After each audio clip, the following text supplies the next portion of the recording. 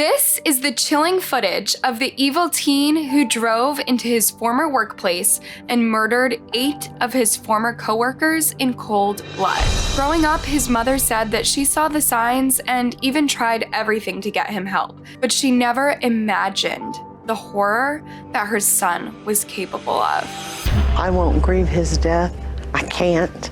I grieve the victims' deaths because it's not anything I ever thought would happen. I know that he had problems, and I did try to get help. I tried so hard, and I thought mainly the fight was so that he wouldn't kill himself. But how did things really get to this point? Let's look into the case of the teen mass murderer who killed all of his colleagues. On the Thursday of April 15th, 2021, Indianapolis police were having a normal night when all of a sudden, at around 11 p.m., calls started flooding in from frantic people reporting an active crime scene. Somebody's shooting in my hub. I'm at FedEx in Plainsville. What's the address? There's gunshots everywhere. Okay, Can you hurry? What is the address? The address is 8951 Mirabelle Road. How many shots did you hear? I don't know if anybody got shot. Can we go out down here? Can we run on way to the end and go out? Don't go outside. Stay where you're safe. 8951 Mirabelle Road. I want you to stay with me, okay? Don't hang up, okay? Shut that door! Marion County 911. There's been a shooting. Okay. Multiple shots. How many shots are fired? A lot. I think there's possibly multiple shooters. I hear them outside. I'm in the control room. There's 3 of us in here. Sorry. Okay, so what I need for you guys to do, like I said, stay down, make sure your door is locked. Put something against that door if you can to keep yourself safe, okay? Please. Is it upstairs? Okay, they're on the way. They're on the way.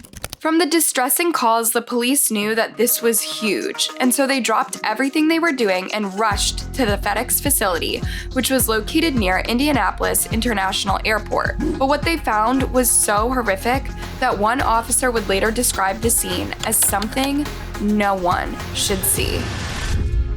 The place was chaotic, with victims and witnesses scampering in different directions for safety. Amidst the chaos, police could see motionless bodies lying on the ground, which was filled with red spatters, bullet shell casings, and broken glass.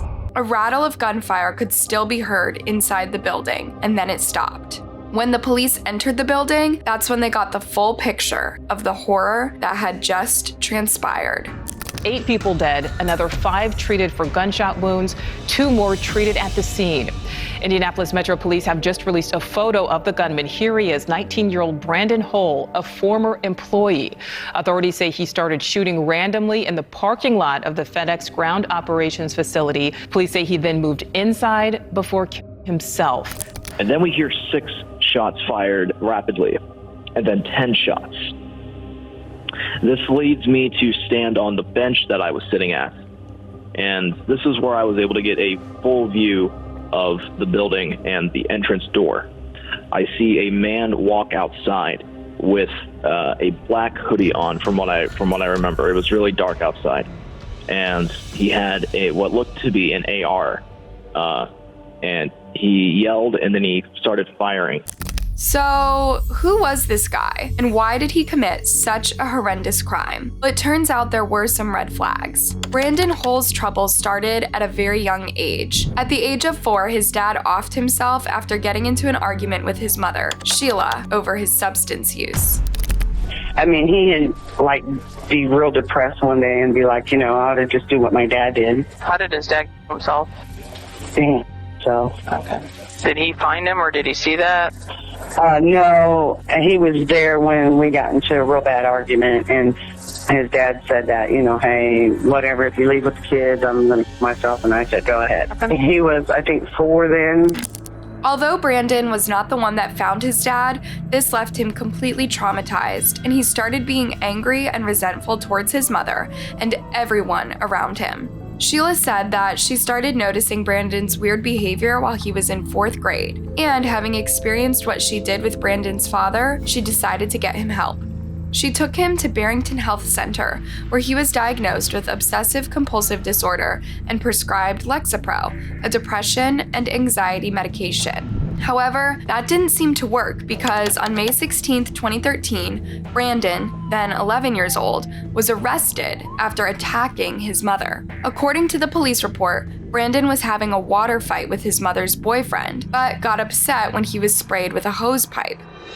He started yelling and spraying the inside of the house, and then locked himself in the bathroom and began trashing it. Later, when his mother picked the lock, he charged at her and began punching and slapping her in the face, kicking her legs, and biting her.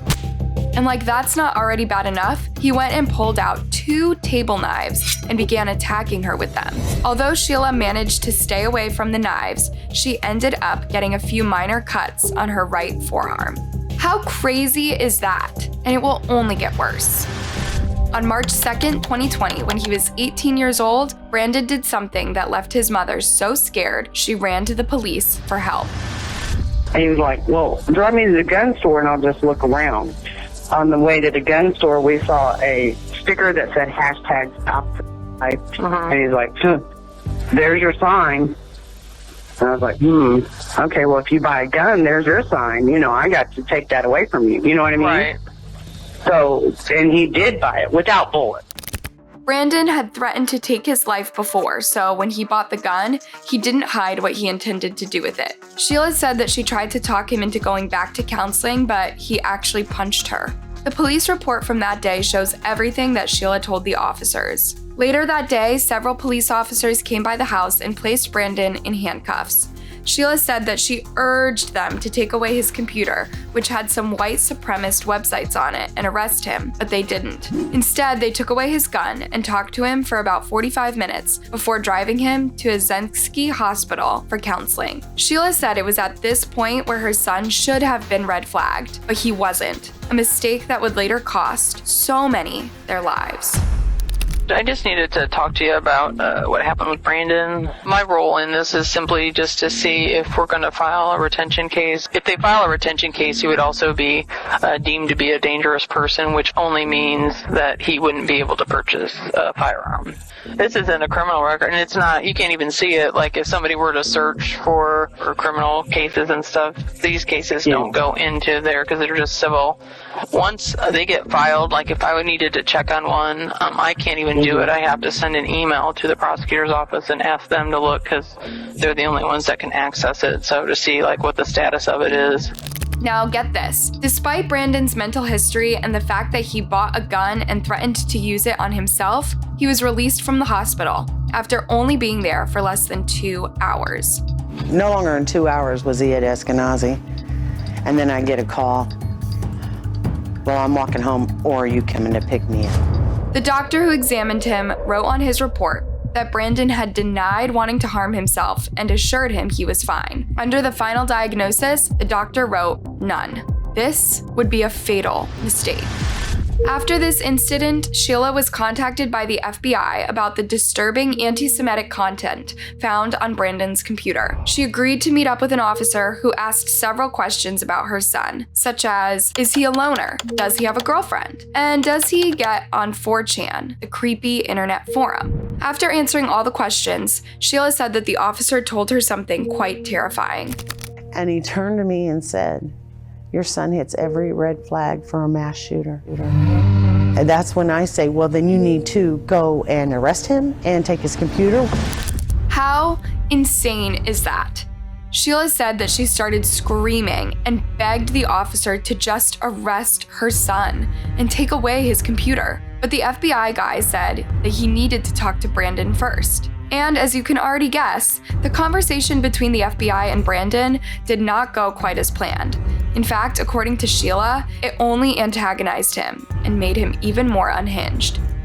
He hated the fact that the agent kept asking him about his obsession with the children's animation series My Little Pony, whose colorful posters were displayed all over his bedroom. IMPD and the FBI and everyone involved cared not about him because obviously, and I speak to you like this, and here's what I'm saying. If a suicidal person has a gun and you take it away from him and you ultimately say, go ahead and get a better one, are you saying we care about you and we don't want you to hurt yourself? Or are we saying, yeah, go ahead and get a couple of them? In August of 2020, Brandon moved out of his mom's house and got a job at the FedEx facility. Sheila was probably really proud of him, thinking that he was trying to get his life back in order. He even told a detective the same thing when she called him about his gun. But I kind of just need to talk to you about what happened that day and how you're feeling about whether you'd want it back or if you... Sorry to interrupt, but I don't want it back at all. It's fine. What would be your goal for us to do with the gun? Just destroy it. Okay. Well, yeah, I'd say that. Because I'm not worried about that. I'm worried about getting my life back on track. I don't have any mental health issues that I'm aware of. I don't think I do. And I wouldn't say depressed, but my feelings to the reason why I got a gun is because I wanted to show my best friend who's really into hunting and stuff. Mainly also for like the fun of shooting it. I mean, if you're getting it back on track, I don't know what it's off track of it unless it's just that you didn't get your high school diploma. I mean, off track. It's that. I mean, I'd say that. I mean, do you think this, like, not doing anything with your life is on track? I mean, I don't think so. Well, no, but I also think that could make me sad and depressed if I felt like a failure or whatever, but apparently that's not what you're feeling, so. I just signed up for GED. I'm going to get my GED. I'm going to counseling or therapy, or I'm not really sure what the correct term is. Yeah. And I'm going to try to get my life back on track, and I'm really trying hard. At the time, the detective just wanted to assess where Brandon's mind was at and determine if he should be red flagged. Brandon managed to play it cool and pretend that he was not already planning to commit the most heinous crime in the history of Indiana. Terrifyingly, he later said this to his mother: "I have no empathy for anyone. I'm a danger to society. Society should be afraid of me." On the night of April 15th, Brandon had a quiet dinner with his mother and sister before taking a bath and making his final post on Facebook saying, "I hope that I can be with Applejack in the afterlife. My life has no meaning without her. If there is no afterlife and she isn't real, then my life never mattered anyway." The post featured the character Applejack from My Little Pony and was timestamped at 10:19 p.m. Less than a half hour later, Brandon could be seen pulling into the parking lot of his former workplace.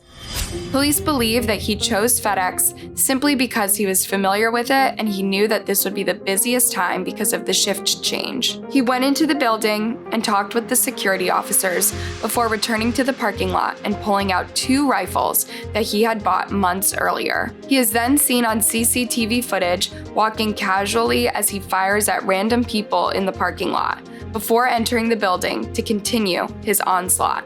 We heard 2 loud metal clangs at first because they didn't sound like gunshots at first.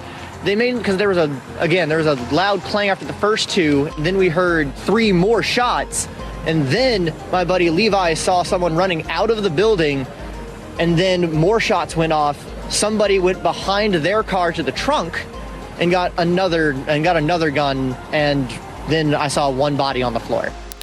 In a span of just 4 minutes, Brandon had killed 8 people, 4 at the parking lot and 4 inside the building. He also injured more than 5 before turning the gun on himself.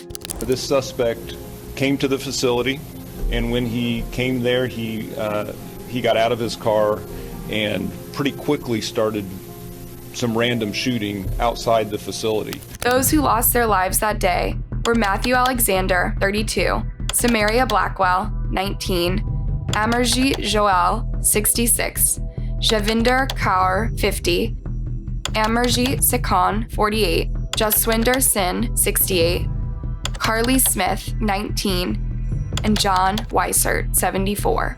What makes this case really messed up is that Brandon killed all of these people for no reason.